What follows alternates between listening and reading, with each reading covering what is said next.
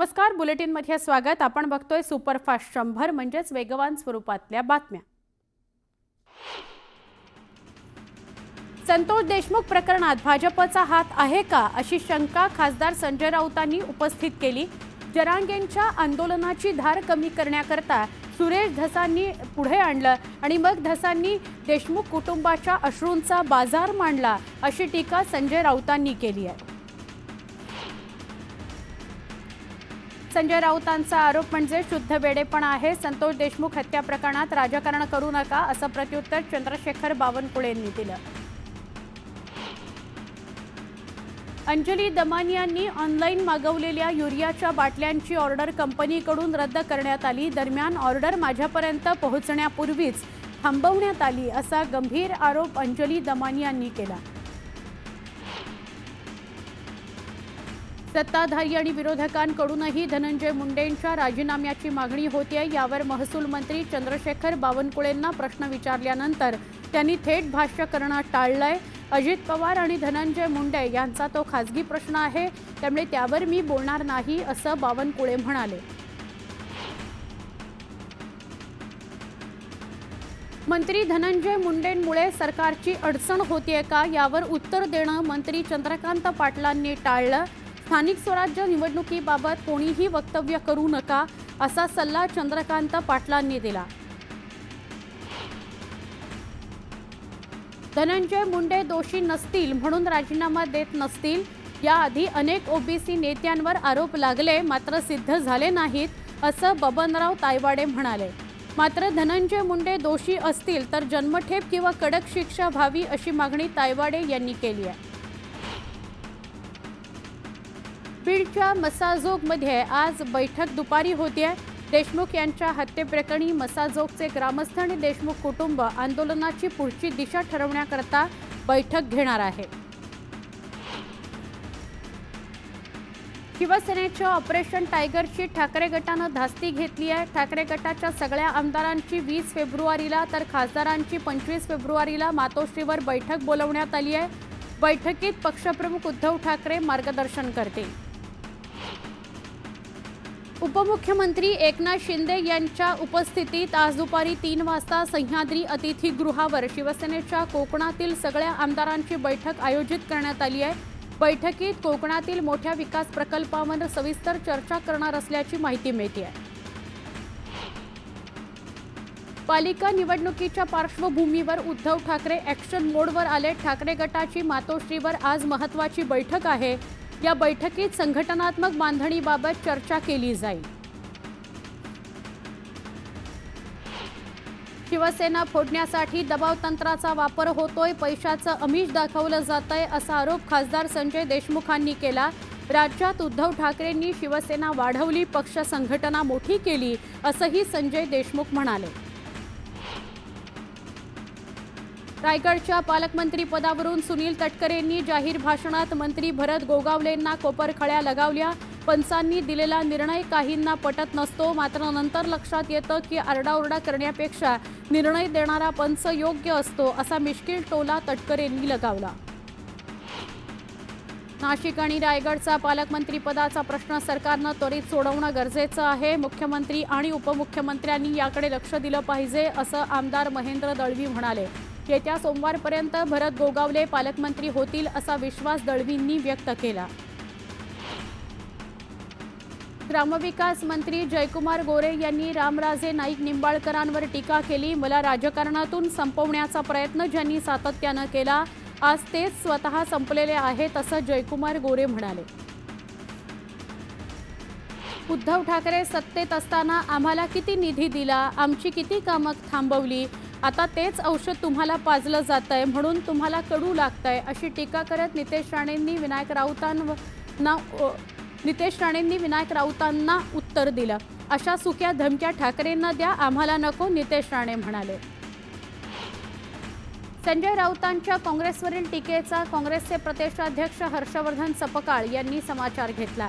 राऊत सोयीनुसार विधानं करतात, जर ते निवडून आले असते तर माझ्या एकट्यामुळे निवडून आलो अशा वल्गना त्यांनी केल्या असत्या असा टोला सकपाळांनी लगावला।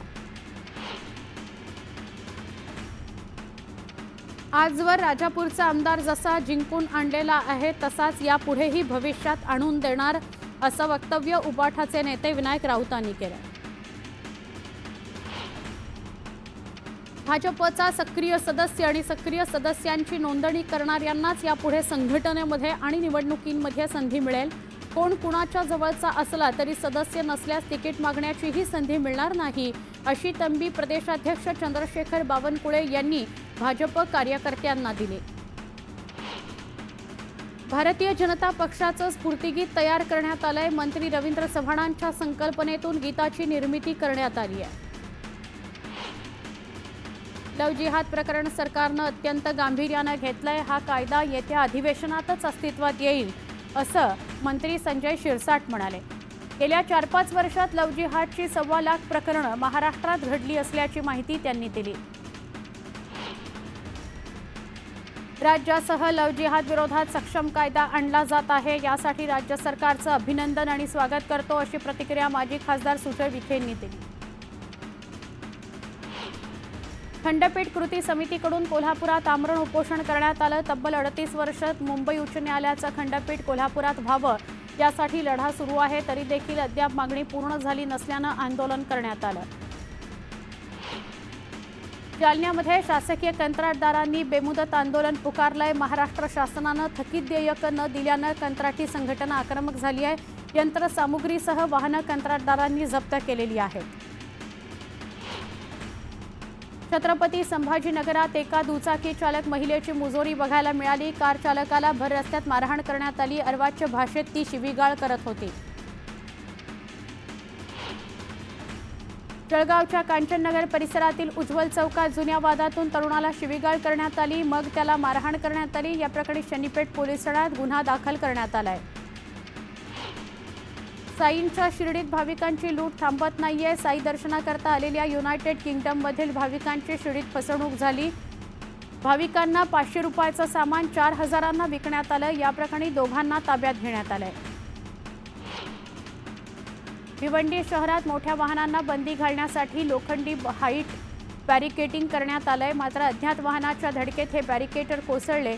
बॅरिकेड्सची माहिती चालकांना माहिती व्हावी यासाठी कोणतेही बोर्ड्स किंवा रिफ्लेक्टर्स न लावण्यात आल्यामुळे अपघात झाल्याचा आरोप करण्यात आलाय।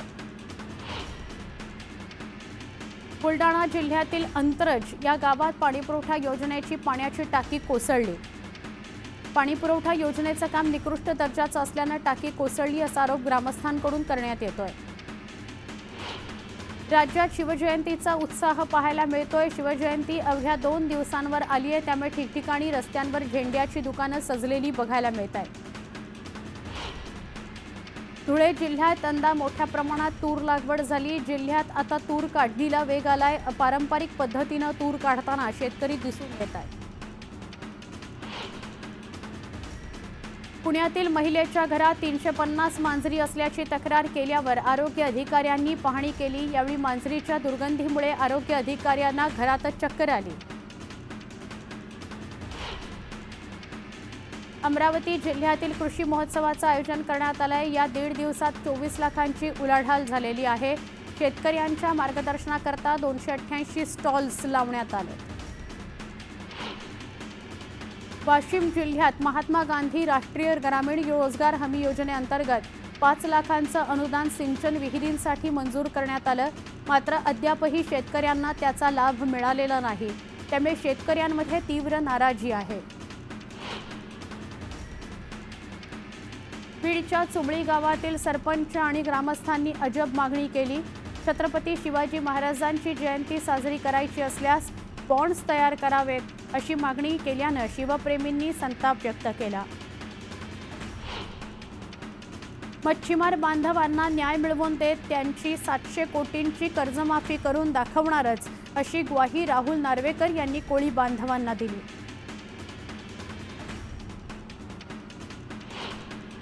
वाशिम जिल्ह्यातील शेतकऱ्यांनी घेतलेल्या बिजवाई कांद्याचं पीक सध्या बहरतंय, मात्र पिकाला फुलधारणा झाली नसल्यानं परागीकरणासाठी मधमाशा फिरकत नसल्यानं शेतकरी चिंतेत सापडलाय। त्यामुळे कांदा बीज उत्पादनामध्ये घट होण्याची शक्यता आहे।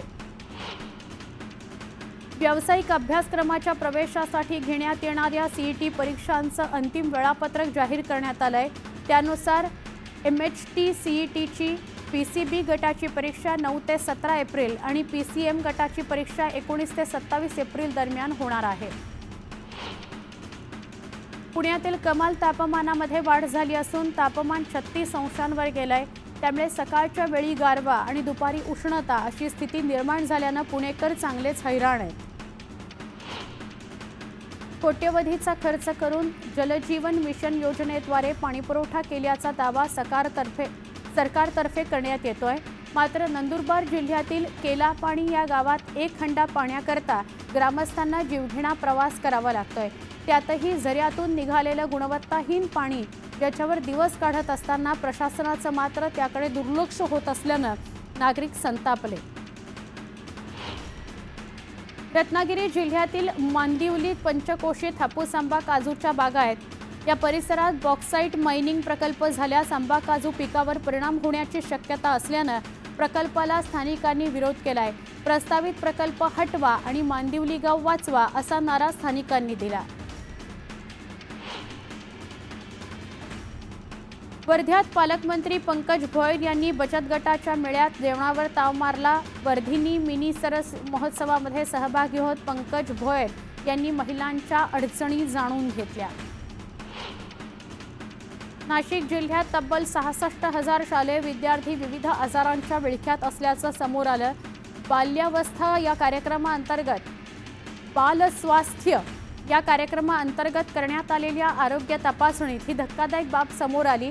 सगळ्या विद्यार्थ्यांवर शासनाच्या वतीनं मोफत उपचार केले जातील अशी ग्वाही शिक्षण मंत्री दादा भुसे यांनी दिली। छत्रपती संभाजीनगर पालिका प्रशासन निवडणुकीच्या तयारीला लागलंय। यावेळी माजी महापौर आणि उपमहापौरांनी पालिकेत बैठक बोलवली। माजी महापौर आणि नगरसेवकांशी प्रशासन चर्चा करणार आहे। नवी मुंबईत वारंवार होणाऱ्या ड्रग्ज तस्करीबाबत नवी मुंबई पोलीस आणि APMC मार्केट जबाबदार असून यात काही राजकीय कनेक्शन्स असण्याची शक्यता आहे असा आरोप आमदार महेश शिंदेंनी केला। या प्रकरणी चौकशी करण्यात यावी अशी मागणी महेश शिंदेंनी केली। दुबईमध्ये मोठ्या उत्साहात शिवजयंतीचा उत्साह बघायला मिळाला। रक्षक प्रतिष्ठान आणि प्रथा UAE यांच्या वतीनं शिवसृष्टी 2025चं आयोजन करण्यात आलं। यात शिवविचारांचं प्रदर्शन ढोलताशाच्या गजरात मानवंदना देण्यात आली। गोंदिया जिल्ह्यात सध्या रब्बी हंगामातील धान पीक रोवणीला वेग आलाय। यामुळे भात पिकाची रोवणी अंतिम टप्प्यात आली आहे। सगळीकडे शेतकऱ्यांची लगबग बघायला मिळते। यवतमाळ जिल्ह्यात सध्या उन्हाच्या कडाक्यानं जंगल पानगळ झाली आहे। मात्र दुसरीकडे रानात पळस बहरलाय। निसर्गावर केशरी रंगाची चादर पसरली आहे। वाशिमच्या पाटणी चौक परिसरात फळ विक्रेता आणि ग्राहकांमध्ये वाद झाला। यावेळी फळ विक्रेत्या तरुणानं ग्राहकावर चाकू उगारत धमकी देत धिंगाणा घालून दहशत पसरवली। वर्ध्याच्या आर्वीत विधानसभा क्षेत्राची आढावा बैठक घेण्यात आली। आमदार सुमित वानखेडे यांनी समस्या जाणून घेतल्या। मतदारसंघातील पाणी टंचाईबाबत उपाययोजना करण्याबाबत अधिकाऱ्यांना सूचना दिल्या। भाजप सदस्य नोंदणीत सोलापूर शहर मध्य मतदारसंघ शहरात प्रथम तर पुणे विभागात 4थ्या स्थानी आहे। याबद्दल भाजप प्रदेशाध्यक्ष चंद्रशेखर बावनकुळे यांनी आमदार देवेंद्र कोठे यांचं विशेष अभिनंदन केलं। गेल्या 2 वर्षांपासून सातारा जिल्ह्यातील पुसे सावळी ते सांगली जिल्ह्यातील वाकुर्डे या राज्यमार्गाचं काम सुरू आहे। ठेकेदारांच्या हलगर्जीपणामुळे पलूस तालुक्यातील राज्यमार्गाचं काम अगदी कासव गतीनं सुरू आहे असा आरोप नागरिकांनी केला। संभाजीनगरमधील टाकळी जिवरग इथल्या जिल्हा परिषद शाळेतील शिक्षक शाळेवर उपलब्ध नसल्याची तक्रार केल्यानंतर शिक्षकानं धमकी दिली। सरपंचाला शाळेसमोरील रस्त्यावर अडवून शिवीगाळ करण्यात आली। हातपाय तोडण्याची धमकी शिक्षकानं दिली।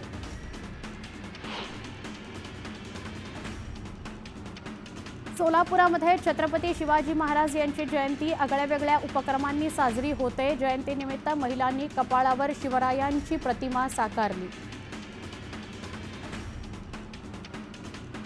परभणीत भावाला परीक्षेला सोडून घरी जात असताना 16 वर्षाच्या मुलाचा अपघातात मृत्यू झाला। बसस्थानकाजवळ उभा असताना चारचाकी वाहनाने त्याला जोरदार धडक दिली। वाहनाच्या धडकेत त्याचा मृत्यू झाला। देहू रोडमध्ये झालेल्या गोळीबारातील 2 आरोपींना अटक करण्यात आली। गोळीबारात एकाचा मृत्यू झाला, एक जण जखमी झाला। नाशिक परिसरात बुरट्या चोरट्यांनी नुसता धुमाकूळ घातलाय। दुकानाच्या छताची कौलं तोडून ब्रँडेड दारूची चोरी करण्यात आली। दारूसह 32 हजारांची रोकड लंपास केली। या प्रकरणी अज्ञात चोरट्यांविरोधात पोलिसांनी गुन्हा दाखल केला। शिरूर तालुक्यातील न्हावरे इथं प्लास्टिकच्या दुकानाला भीषण आग लागली। या आगीत संपूर्ण दुकान जळून खाक झालं। आगीचं कारण अद्याप अस्पष्ट आहे।